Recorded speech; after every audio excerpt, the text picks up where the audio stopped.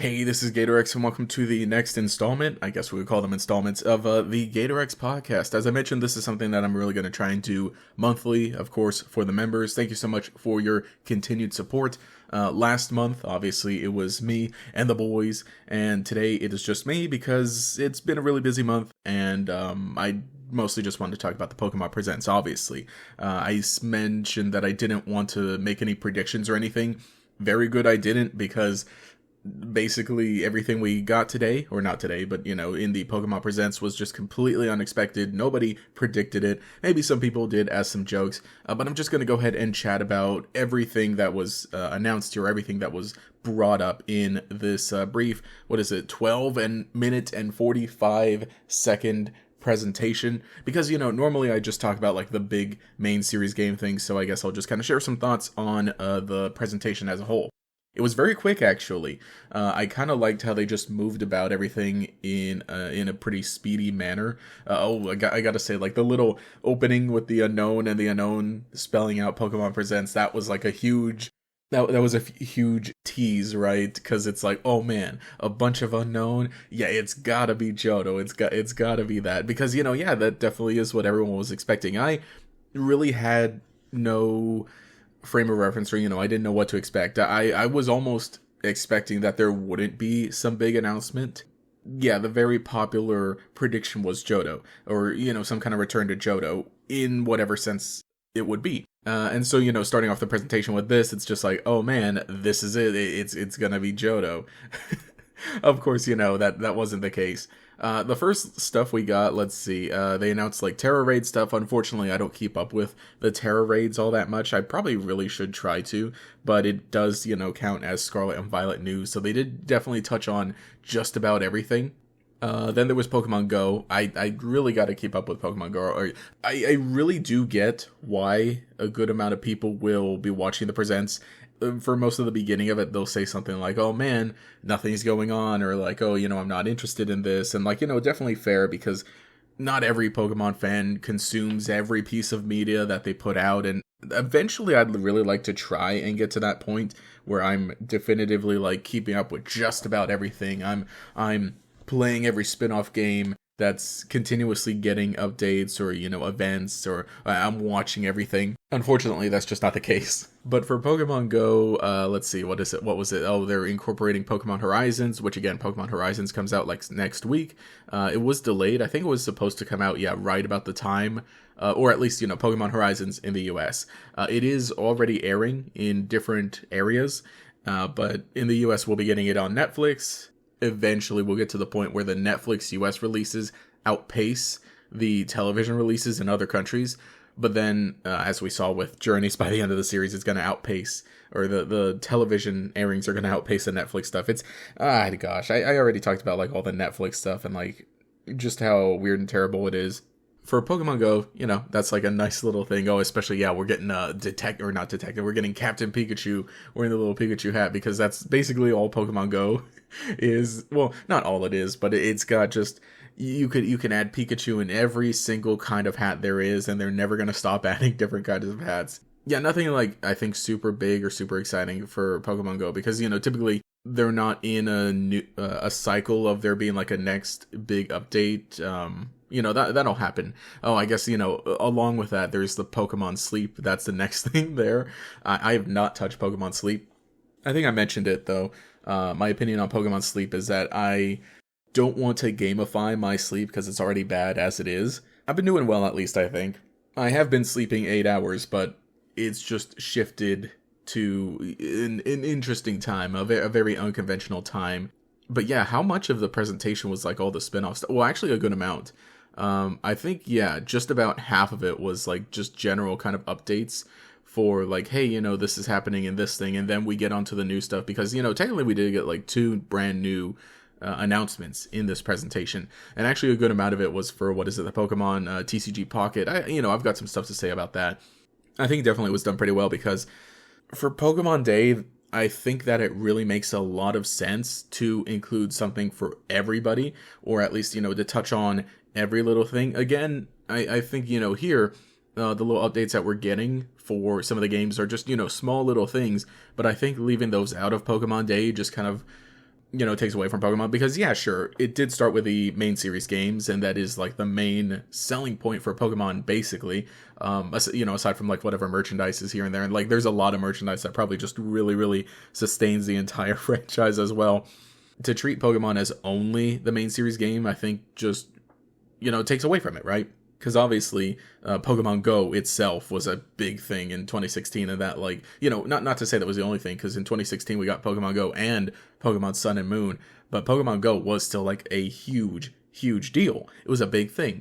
So, to treat it like it doesn't exist, I get it. And, if you're not into it, and generally too, I think the usual Pokemon fan base here on YouTube, and also on Twitter, but let's say YouTube most of all, the people who are going to be tuning in, the people who are going to be waking up to watch a Pokemon Presents. And by the way, here on the West Coast in the United States, the Pokemon Presents one up at 6 a.m. So the type of people who will wake up this early, and on top of that too, but on East Coast it was like 9 a.m. and that's like not early, but it's still like, okay, man, 9 a.m. Let me make sure I'm like awaken up, and if you should be awaken up if you you have a job, but yeah, the type of people who would definitively attend a Pokemon Presents, especially the live one, don't care about Pokemon Sleep. They want to know about like the main series games, because again, that is what most people play. Like I said, here on YouTube, and especially too, like, let's not kid ourselves, or let me not kid myself, right? My channel, even though I do touch on the anime, even though I do touch on spin-off games, it is very much so the main series, most of all, on my channel. And on top of that too, the audience, like I know that everybody listening, at the very least, right, the main thing you care about in Pokemon is obviously the main series games. And like there's nothing wrong with that, but I think it's just, obviously, it's par for the course to have this. And that was a weird kind of long tangent. But Pokemon Sleep, right, they showed off Raikou in the Pokemon Sleep thing, and that was like another big thing to me, about like, oh man, there's a lot of Johto hints. Funny other, fine, this is a tangent, but hey, it's we're chatting. But other thing concerning Johto, this weekend I was at the store, right? I was at Target, and I saw they had this little collection, this little TCG collection that featured EX cards of Suicune, Ho-Oh, and Lugia, the box art legendaries for the Generation 2 games. And I thought that was really cool, and it's neat to have them all there. But that was another thing that kind of made me think that, honestly, maybe I should have touched on that more. Maybe I should have expanded more of that on Twitter. But basically, the point is that me seeing that, I realized that kind of deconfirmed Johto games at all. Whether it was going to be Let's Go or Legends, the popular theory. Because why would they be releasing the EX versions of these Pokemon right now if they were intending to release, a full-on game like a, Let's Go Johto or Legends Johto later this year, or, sometime soon? It doesn't make sense. And it was a big thing too, how in, this is like a throwback, but back in Generation 7, right? I think right after Ultra Sun and Moon, at that point, people were really starting to get ready, or really starting to gear up for like, oh man, where are those Sinnoh remakes? Those Sinnoh remakes better happen soon. And, based on patterns, we knew that it wasn't going to happen until Generation 8, but still there was a lot of discussion in Generation 7. And a lot of products, I think, this was like about 2017-ish, or no, when was this? Maybe this was 2018. Point is, it was right after Ultra Sun and Moon. So yeah, it had to be 2018. Right after Ultra Sun and Moon, a lot of products were really focusing on Sinnoh. Like in the trading card game, they were adding back in, a lot of the big Sinnoh Pokemon, especially the legendary Pokemon, a lot of little products here and there, whether it be like Japanese merchandise, or I think even some US merchandise. It was all not Johto Pokemon, it was all Sinnoh Pokemon. And so you had a group of people saying, oh man, look, they're adding in Sinnoh stuff, or look, here's Palkia and Dialga coming back to the trading card game. All of this definitely is pointing to Sinnoh remakes. From my point of view, we're seeing this now. That doesn't mean anything, because again, let's look at Legends Arceus, right? After Legends Arceus came out, we got Brilliant Stars in the trading card game, and Brilliant Stars was very focused on Sinnoh, but specifically it was Brilliant Diamond and Shining Pearl, because that's what was meant to come after, because all the trading card game stuff is going to come right after that. All the integration into other apps or other games, or all the hints and references, is going to come after the game release. It never builds up to it, right? It never happens before. And if you see it happen, then honestly, I think that's like a good indicator of like, oh, okay, this isn't happening. So yeah, seeing EX Suicune, or Suicune EX, Ho-Oh EX, Lugia EX in the little box basically deconfirms Johto for a good amount of time. Probably, honestly, until the next generation, because, sure, they can make multiple cards of them, or they can make multiple product stuff, like a good amount of time from each other. But I think that basically they're just doing it because obviously, they have to keep all these Pokemon going. They can't just have a generation to like, hey, we're only going to focus on this generation of Pokemon, this current generation of Pokemon. We're going to do nothing from the previous generations. We're going to do nothing from gens 1 through 8, almost 9 at this point. They got to incorporate them in because it's all Pokemon all the time, obviously. You can't just be focusing on like the new stuff in the new games. You got to incorporate all the Pokemon because every Pokemon is somebody's favorite and they're all marketable and nostalgic in their own right. Basically every generation, yeah, we're gonna see like these big legendary Pokemon. Think about it, right? And if you were to pull up like a card list, right, or anything like that, you would probably definitely see like Suicune, Ho-Oh, and Lugia appearing in just about every generation of like the trading card game, getting some kind of merchandise in just about every generation since their release, since their debut, potentially even appearing in some anime or animated projects or whatever the case is. And it doesn't mean anything. Basically, it doesn't mean anything until after the game comes out, because think about it too. If we were to get Legends Johto, let's say Legends Johto is going to release in November, then it would be after November where we start getting all the other stuff about it, or all the other merchandise integrations about it. And so honestly, yeah, when I was watching the presentation at this point, when I saw Raikou appear here, yeah, sure, it was kind of neat. Yeah, I thought to myself, like, ooh, does this mean something like, does this mean any confirmation for Johto or stuff? Yeah, I thought it was mostly funny. I think I posted something on Twitter about like, oh, haha, they're really teasing Johto during this presentation, live tweeting the event. But I think at this point, definitely I was watching, I'm like, oh, this kind of deconfirms Let's Go Johto or Legends Johto for release later this year. And I guess they're bringing the other legendary beast as well. So I guess, hey, that's all for Pokemon Sleep. Oh, and I guess more Johto stuff, right? Or Johto related stuff. We got this really nice animation for the update, or the new event that's coming into Pokemon Masters. Again, this is a new Pokemon Masters. This is giving Silver a new sync pair. He has a shiny Tyranitar that can Mega Evolve into Mega Tyranitar. It's really cool. And there was a neat little animation in the presentation of him battling against Lance. And then, some promotional art. I guess he chats with Gita. I gotta play through the event myself. But that's really nice. And I do like that Pokemon Masters is still keeping up with some of the animated stuff here and there. Man, I'm looking at his team as it's here, and I realize he's he's got a Magneton. He hasn't evolved it into a Magnezone yet. Even with the Heart Gold Soul Silver remakes, and then of course they're adding in, or they're incorporating some of the other Pokemon that he's partnered up with in different events. But hey, like I said, another Generation 2 kind of thing. Like I said, we're still gonna get Generation 2 because Generation 2 is just gonna be forever nostalgic. Basically every Pokemon generation is gonna be forever nostalgic. I mean, like all my recent videos on stuff about the Generation 3 games have been getting really popular for whatever reason. I don't know if maybe it was, maybe whatever YouTube algorithm thing, or maybe people actually, really, I mean, people are just nostalgic all the time, if I'm being honest. I'm nostalgic for Pokemon Legends Arceus, especially if you listen to the last little podcast. But it's still, like, cool getting to see Johto stuff, and, like, regardless of whether we get any kind of additional remake to Johto at some point in the future. Then we got Pokemon Cafe Remix news. Gimmighoul is coming to Pokemon Cafe Remix. I have not played that game. I have not touched that one. Last year I thought to myself, oh, here, I'll show you this. Last year I thought to myself, like, I haven't played Pokemon Cafe Remix, so maybe I should, like, actually play it. But I also thought to myself, oh, what would be cool is if I played it and I kind of recorded a bit of it and documented and, bundled it all into one big video titled something like, I finally played Pokemon Cafe Remix, or Cafe. It's Remix now. Oh, gosh. I'm not a fan of, like, the games. Yeah, Remix, right? Or is it Mix? No, it's Remix. Yeah, I'm not a fan of some of the mobile games like, hey, here's the game, here's the title, okay, great. Oh, hey, it's been a year, we're revamping things, we're changing the name. Because it was Pokemon Cafe Mix, now it's Pokemon Cafe Remix.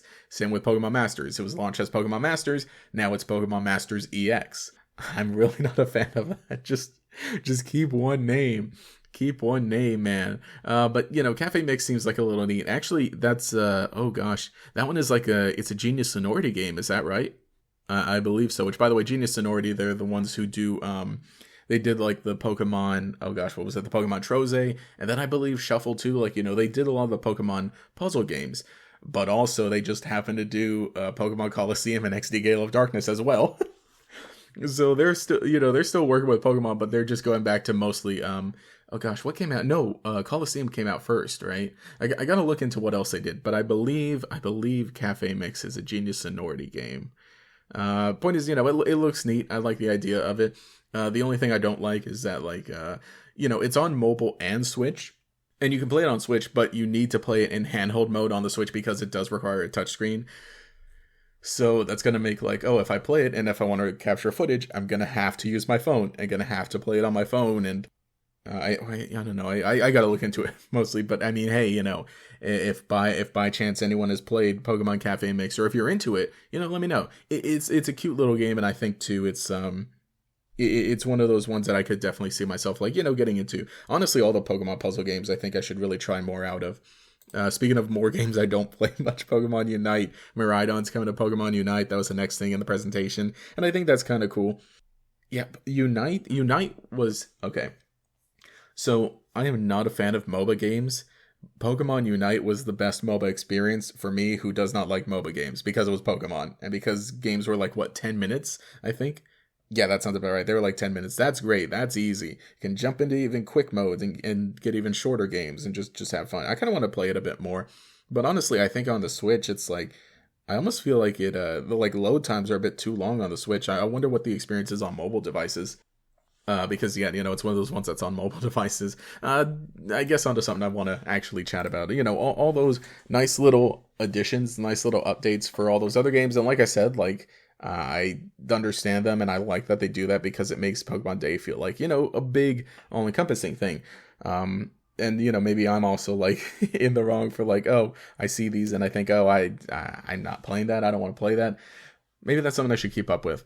The first big announcement, though, we got was we got a full trailer and, an extra little breakdown. This was actually most of the presentation. This is the biggest chunk of the presentation for a new mobile game called Pokemon Trading Card Game Pocket. And this one I have quite a few thoughts on. So it is a mobile game, and it's going to be basically all vertical. And, it was interesting, too, when I was watching it. It's like, the way that they're presenting it, they have people opening up packs, virtually on their phone.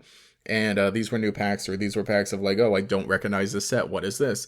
And, lo and behold, it's a brand new game. So it's really interesting, too, that they kind of emphasize the idea of like, ooh, look, it's a pack opening simulator. Ooh. But there is actual gameplay because, you will be able to actually battle against friends. Battle against like either friends or online. But, looking at the screenshots, it looks like there's a maximum of you can only have 3 Pokemon on your bench at a time. So it's kind of a condensed experience. If you don't know, in the trading card game, you can have 1 active Pokemon and 5 on your bench. But here on the, on this game, it's 1 active Pokemon and 3 on your bench. So it's like a smaller condensing rather than like a team of 6 Pokemon, team of 4. And, interesting, the card backs are also different for this. So basically what I'm getting at it here is it looks like a Pokemon version of Duel Links for Yu-Gi-Oh! If any don't know, Yu-Gi-Oh! Now, thankfully, we have Master Duel on PC and basically all consoles.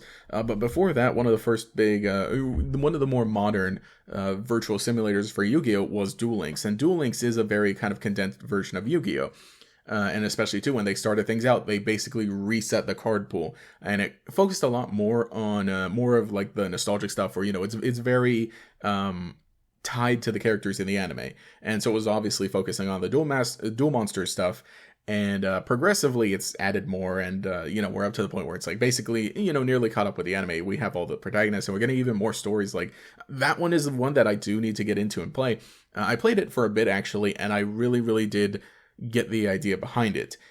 Especially with Yu-Gi-Oh! Specifically, because I think Yu-Gi-Oh! Needs like alternate formats or maybe a reset thing. But the point is, it was a great idea. And actually, it's been out for a while. I think that game came out or started in like 2016, give or take. But now, basically doing that with Pokemon, I think is also good because, like, I brought up Pokemon Go, right? Pokemon Go was a very big thing for, like, the general crowd, the general audience, is that everybody could potentially get into it. And the trading card game, as we saw in, like, 2020, it started like a rebirth of like trading card games, another boom of it, for better and for worse, unfortunately. But the point is that more people were getting back to Pokemon. More people were like, ooh, let me buy some more packs, or let me try and collect some cards again, or let me try and get back into like, let me find my retro card, or, stuff like that. And I think in general too, this, like, the Pokemon trading card game is, basically the second big pillar of the franchise. And even a lot of people who mostly play the video games will know of the trading card game, or like get into it, or, maybe collect or open a pack here and there. I really do, like it. I recommend playing it if you haven't, because, with the new TCG Live, you can go ahead and check that out, play that. They're pretty fair with getting you started with cards there. But, now that this is coming out, this is an even more general thing, because, yeah, Pokemon Trading Card Game Live, I've done, a few live streams of it. I want to get back to doing live streams of it. But, that one's on PC. And I believe there is a mobile version as well. Really strange that they haven't, put it on Switch either. I mean, Master Duel's on Switch. But point is, that one is more so the gamer one. That one is the one that, the fans are going to get into. The fans are going to know of. The ones that like, oh yeah, hey, I want to play the trading card game. I'm a big fan of Pokemon. I play the video games. I watch YouTube videos. Oh, cool. There's a simulator that I can just download on my PC. I can play. Great. There's a full thing. But for the general kind of people, the people who, again, maybe they're not like super into Pokemon completely. It's like, oh man, I remember Pokemon kind of crowd, and nothing against them, but those people, it's good to try and like snag them and try and get them into things. Again, that's what Pokemon Go was, and that's why Pokemon Let's Go was the way it was. It was to get the Pokemon Go crowd. This game is basically gonna, attempting to try and snag that same audience. Although, I'm wondering if coming out now, 2024, how the trading card game boom is, if it's still technically going. I think we're about to hit like interesting thing with the trading card game, the recent trading card game boom. I feel like we're about to hit a crash of like projects that started up like specifically just to get on the trend, or just to try and be like, ooh, this is the next big game, ooh, better collect this, better invest in this. A lot of those are just gonna go this year, and the stuff that's gonna remain are like the actual good games that are, well made and that people are playing.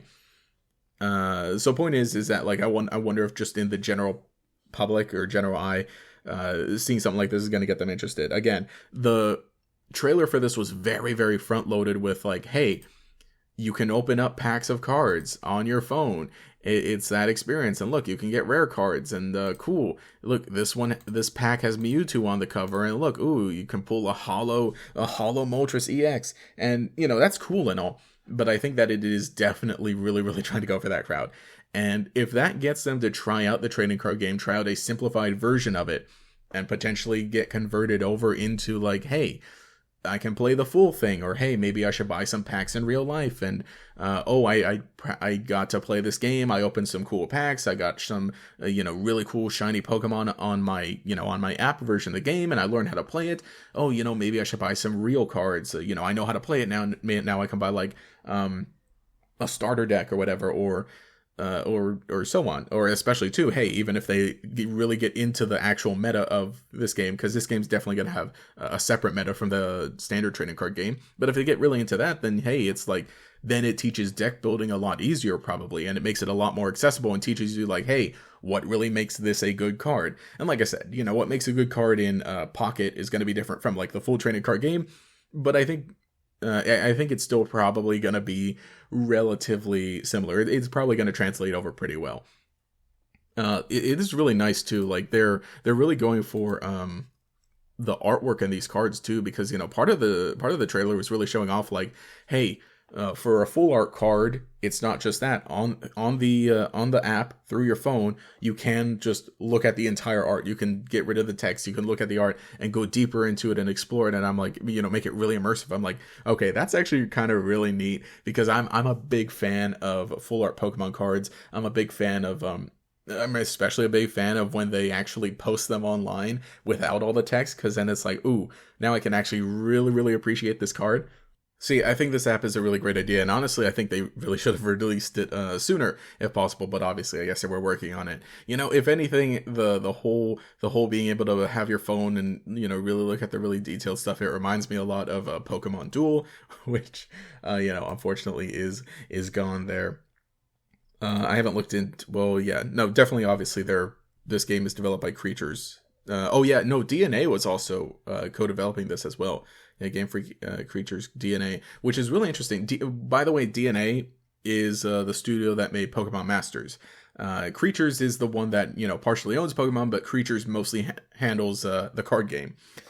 So I would have expected it to be Creatures, but it looks, yeah, it was DNA. So I guess they're probably getting some notes from them. Honestly, like the real physical Pokemon trading card game packs, they feel like they have pretty good rates overall, especially nowadays, right? You're guaranteed a holo in every pack, a holo at the very minimum, which thank goodness. DNA with their Pokemon Masters, I think the rates in Pokemon Masters are also relatively fair. They're much fairer than, actual other gacha games. So that'll be interesting to see how that develops. And yeah, like I said, I think this is going to be one that I'm going to be able to like very easily just recommend to people like, hey, even quicker, because otherwise it's like, hey, you want to learn the trading card game? Yeah, download Trading Card Game Live on your PC.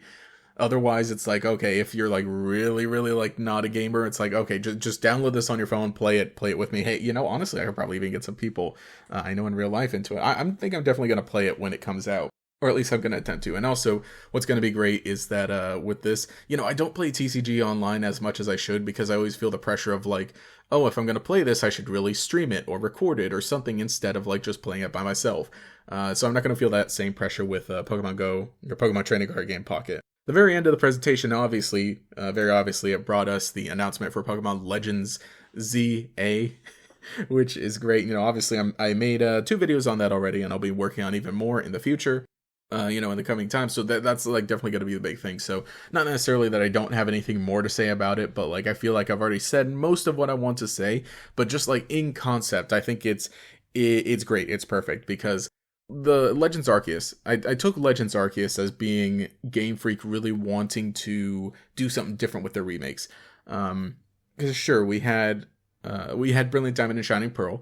And you can really tell, especially because it was just given to Ilka and it was, again, the quote, faithful remake. I feel like you can really tell Game Freak did not want to make a Diamond and Pearl remake. But they knew that everybody would expect it. And they knew that, like, oh, maybe there should be a relatively traditional thing. So hey, let's just do this. Let's remake it. Let's remake it beat for beat, not change all that much, and again, have a different studio do it, so that frees us up to work on this. And I really do appreciate that they did Legends Arceus instead. Legends Arceus and BDSP, like basically those are in tandem games, but Legends Arceus. So it was like, okay, I think that's a great idea, that like for all intents and purposes it is kind of a remake, because sure, you get the same similar location, you get the same Pokemon. That's like the big thing. Honestly, that's really the purpose of remakes. The purpose of remakes isn't to be like, hey, let's re-experience this. It's basically just like, hey, we need these Pokemon to be available in modern day on modern consoles. We gotta do something. We gotta remake this. So being able to do that in Legends Arceus, while bringing like this completely new twist, and again, a brand new story, not just like the same story enhanced and with additional features or cleaned up. It's just completely different. We're going to do something else. So I'm really glad they did that. But to do the same thing for Pokemon Z, which again, there's so much like speculation, so much discussion of like whether Pokemon Z was supposed to happen. I honestly do feel like at some point they really did plan to get a Pokemon Z.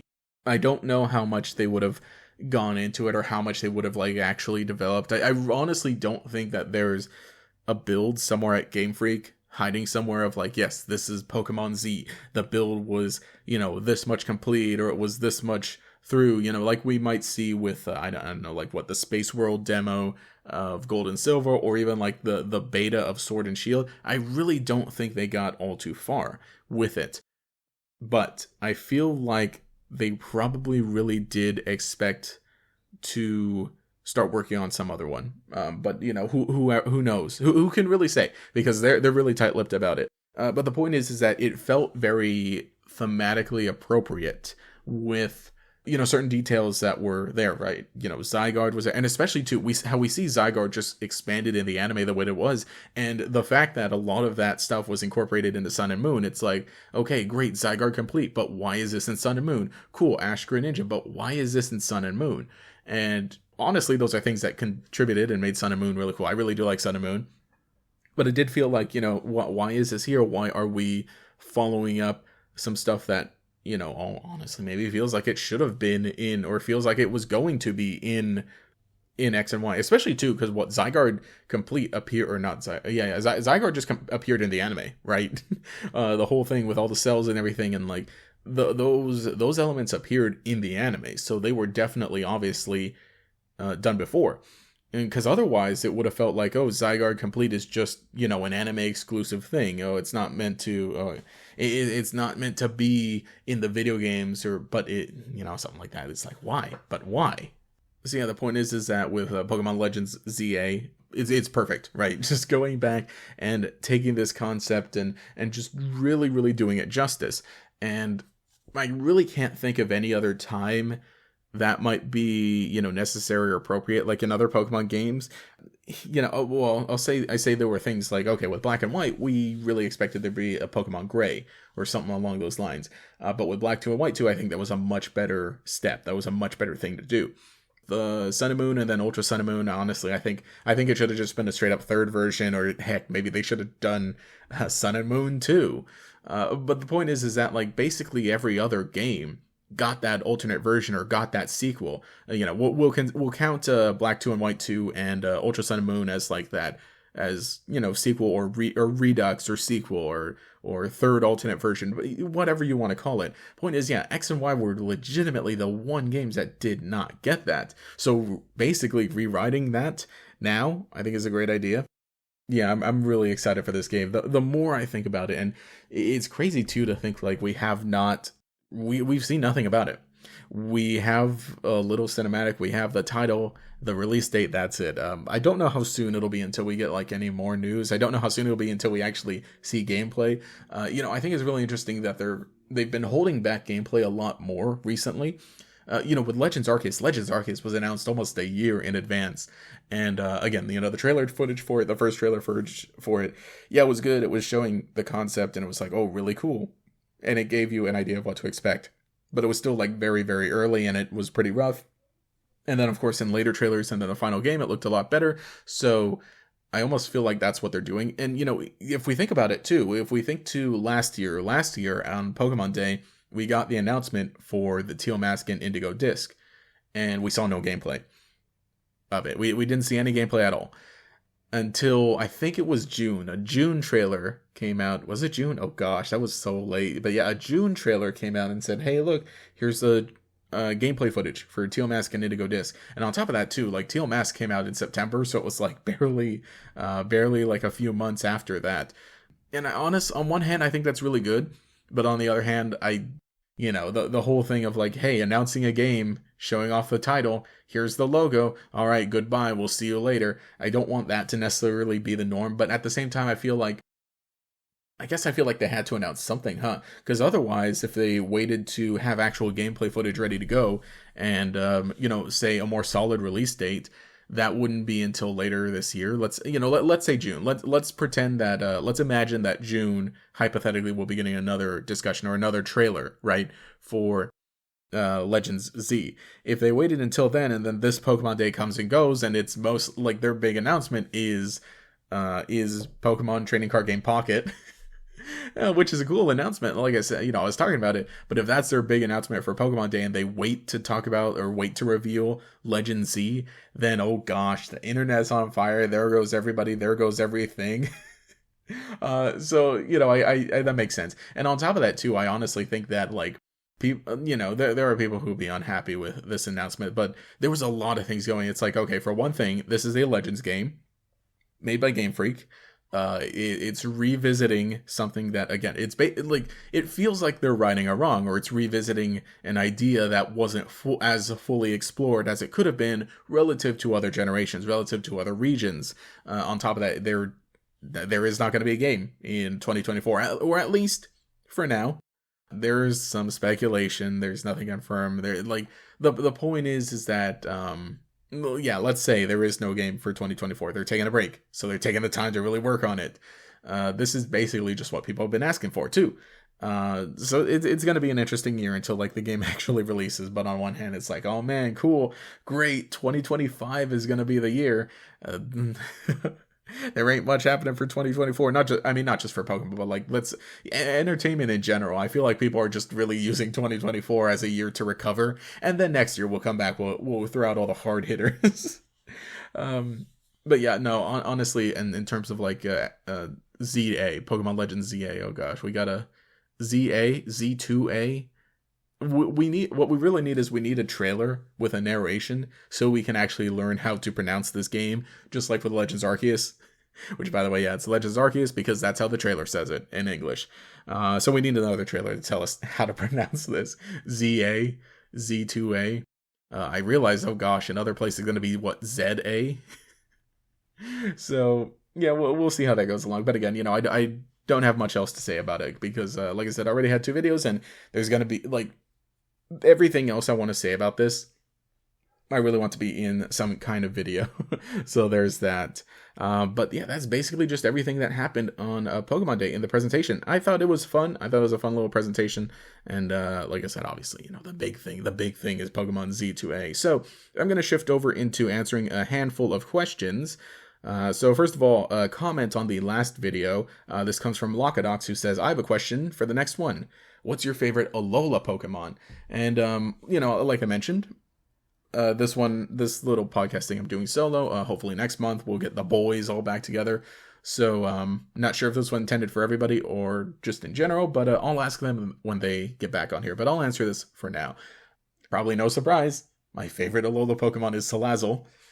There are a lot of really great Pokemon there in that generation, and I really got to pull it up and look at them again. But I just really like lizards. I like the cool lizard. I like Salazzle. It's neat. It's really fun. A cool Pokemon. You all saw the video probably. But there are a lot of other like good ones there. I'll say this though. Ultra Necrozma is one of my favorite legendary Pokemon. Full stop. I just really, really like how it looks, and I like a lot of the story around it. Again, Ultra Sun and Moon, the games themselves, I have issues with them. Oh gosh, story-wise, I have issues with them because I really like the story in Sun and Moon. I thought it was great. I thought it was compelling, with Lusamine, right? And where she's the villain there, and you have all that going on, stuff with the Aether Foundation, Lily. Ultra Sun and Moon, it's basically like, oh yeah, Lusamine's not the villain. Your big final battle is against Ultra Necrozma. I feel like if Pokemon was doing DLC during that time, if Sun and Moon came out on the Switch, if Sun and Moon came out on the Switch, then I feel like they would have done Ultra DLC, the Ultra expansion, right? And that would have had the additional story. That would have had Lusamine come back. That would have had the Ultra Recon Squad pop in and be like, "Hey, yo, what's up? How's it going? We need your help. Stop this big thing." And then it would have had the stuff with Necrozma, and then the Rainbow Rocket stuff. All that's all that's really cool.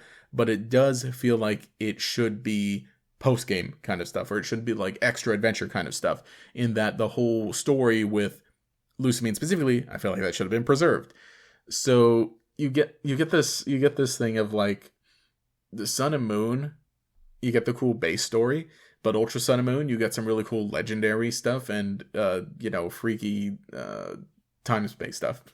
Point is that Ultra Necrozma, I really like it, and it's really worth playing Ultra Sun and Moon to get to Ultra Necrozma. It's a big old dragon, and it's funny too. For a while too, because in Gen 4 and 5, the legendary Pokemon were dragons. So it kind of felt like, oh man, are the legendaries of every game just going to be dragons from now on? And then we get X and Y, no dragons. It's a big old deer, a big old bird. Gen 7, it's a bat and a lion. It's like, okay, cool. Okay, we're good. No more dragons. But then it kind of felt like a good return to form, or a good thing of hey, here's a big old dragon again. It's a big meanie. It's really cool. I posted this on Twitter a while ago, right, about Ultra Necrozma. I like how through the course of the game, the regular Necrozma, through the course of the game, the Ultra Recon Squad, they call Necrozma the Blinding One. They say, oh man, it stole our light, the Blinding One. And you think, okay, it's called the Blinding One because it takes the light away from everything. It makes things dark. But then I like how when it reveals its true form, it's just like so bright. And it's like, oh, it's the Blinding One because it's so bright. It's just the little details like that just make it so good. And I love it.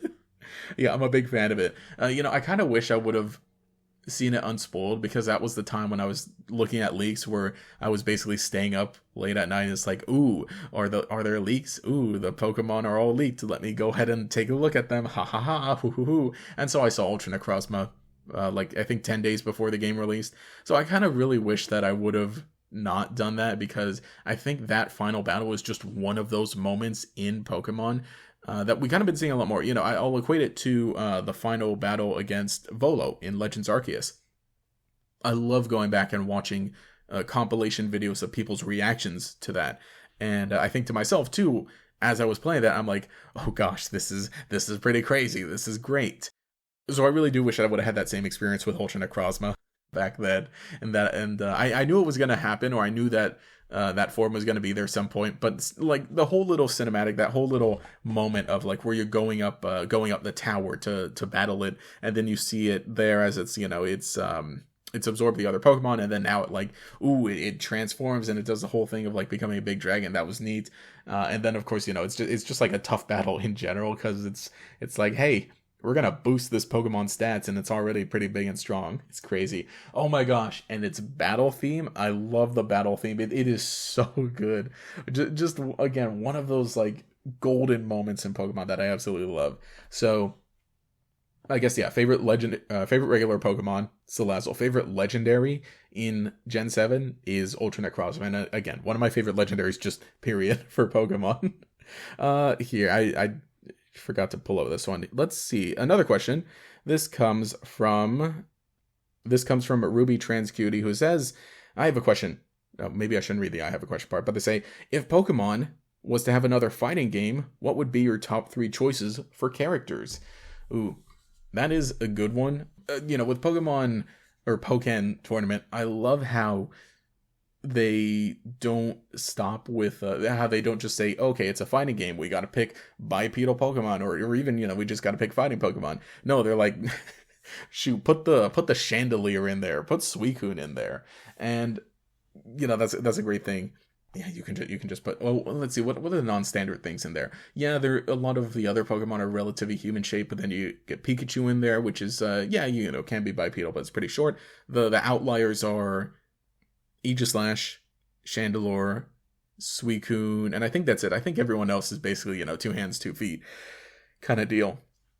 So I'd really like to see that going in there. I would really also like to see, other, okay, just off the bat, for Alligator. It'd be really cool if Alligator was in a game, was in a fighting game. So that's really neat. I had always thought Dragonite would be good too. Dragonite is like, an assist in that game.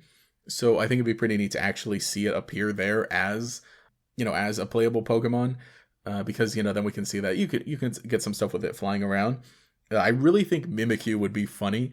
Mimikyu has, post Generation 7 has become another like pretty popular Pokemon in terms of like, oh, let's put it here, let's put it there, or let's put it on this merchandise. I think it would be so funny to have like a little weird guy kind of skirting around the battlefield. Again, I think Mimikyu is another assist in that game, but I think it would be so funny if it becomes a playable character.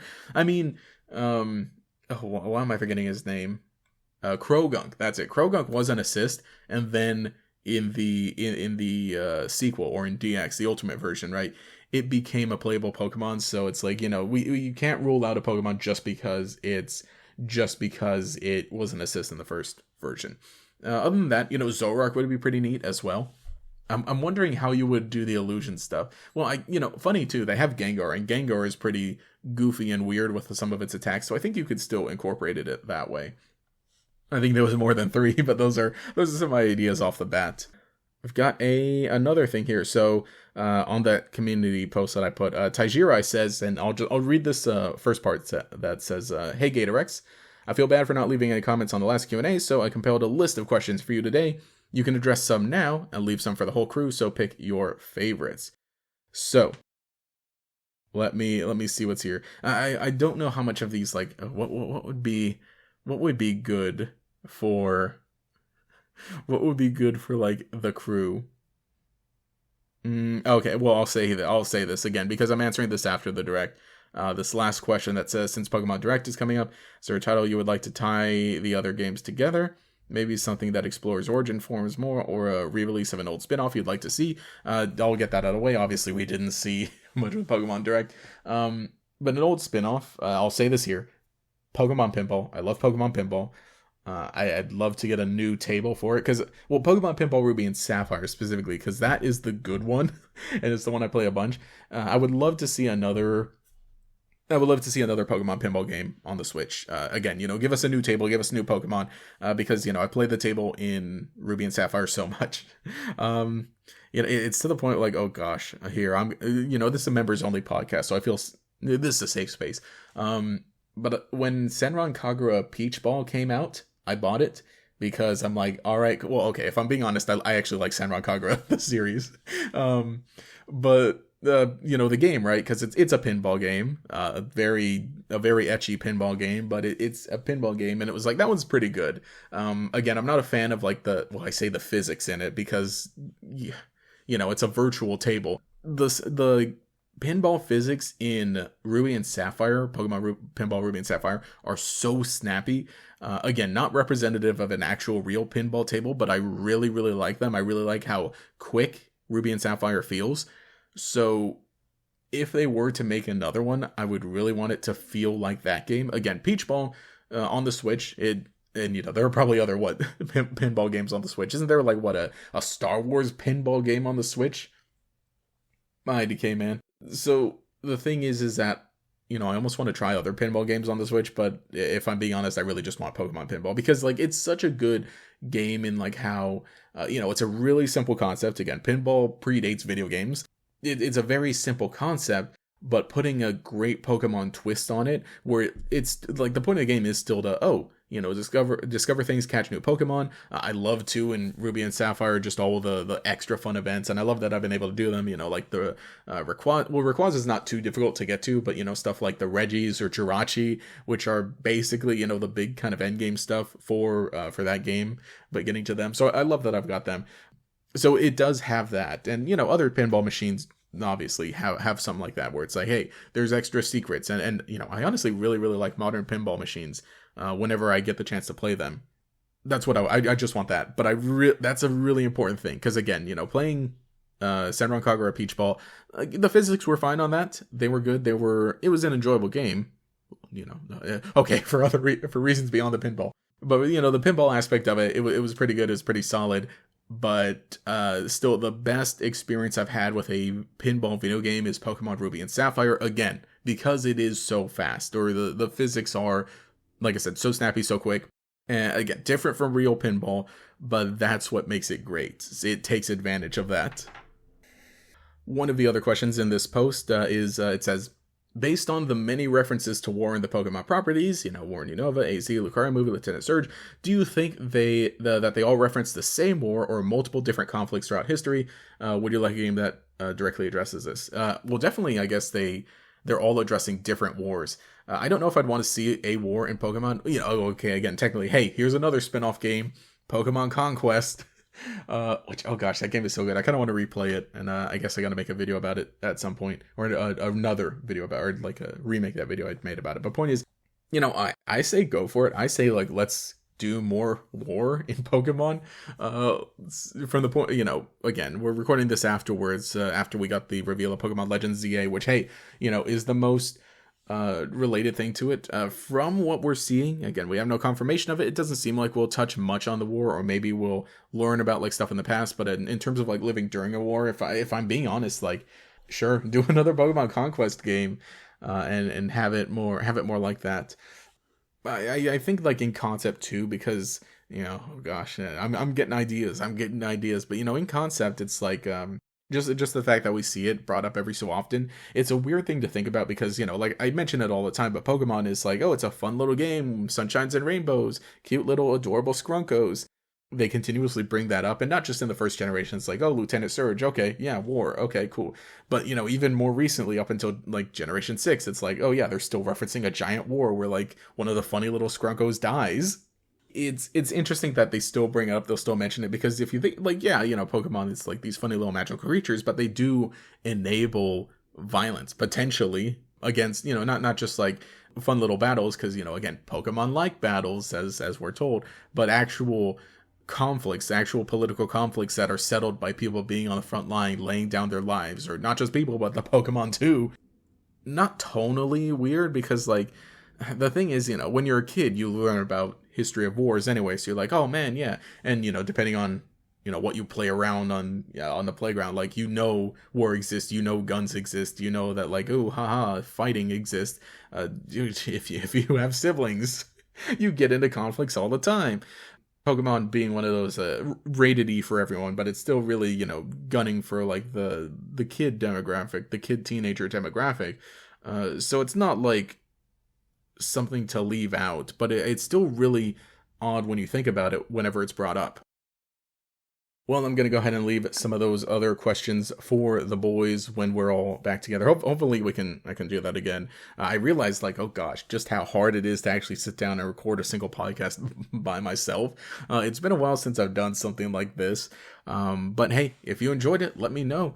So that's the plan. Next month, hopefully, it'll be more of us all together again. We'll do some more stuff. I don't know what we'll talk about, but I'll definitely leave another community post. Leave it open for questions. And hey, if you want to leave any questions in the comments of this video, you can. We'll get to those. We'll chat about that. And again, depending on what the topic is, maybe I'll also, if we come up with a topic and we know it beforehand, I'll go ahead and post it there.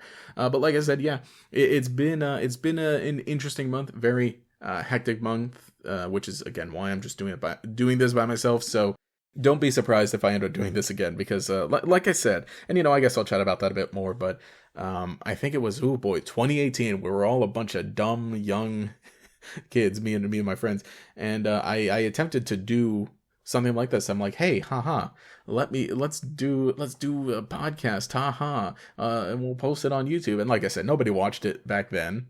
Funny thing is, it probably got as many views back then as there are members now, maybe. But the point is, it was that, and it had a good run. I think we got up to 10 maybe, but it was basically the same thing. It was like 1 month it was me and one of my friends. Next month it was me and then two different friends. Next month that, and it would rotate that back and forth. And we had other people too, some other friends, and maybe I'll bring them in. And then I think maybe 2 of them were just me by myself. So I think that's going to be like a good format. Just go in knowing that sometimes this will just be me giving a long old chat. And I think I have an idea also. I'll say this again. I have an idea also for another members only type of video that I want to make. So hey, be interested in that. But thank you so much again for your support. Just letting you know that's basically how things are going to go moving forward. So it'll probably be a mix of this, maybe give or take.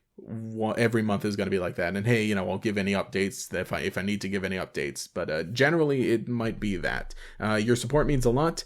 As far as my friends go, I think the last time I said, hey, let me just buy you dinner, let me buy you guys dinner, record with me, if you're up for it, if you're down for that. So if they're fine still being compensated in pizza, then there's that going forward. Or hey, maybe I'll throw a few bucks their way if at all possible. But thank you again, you guys are making this possible as well. Or this is just something that I'm doing as like an extra little thing to show my support, and I really do hope that you enjoy. I'm getting some good feedback so far, again, from you all, and like I said, I'll answer some more questions. But anyway, I think that's just about everything that I've got. So anyway, this has been GatorEX. I'll catch you all later.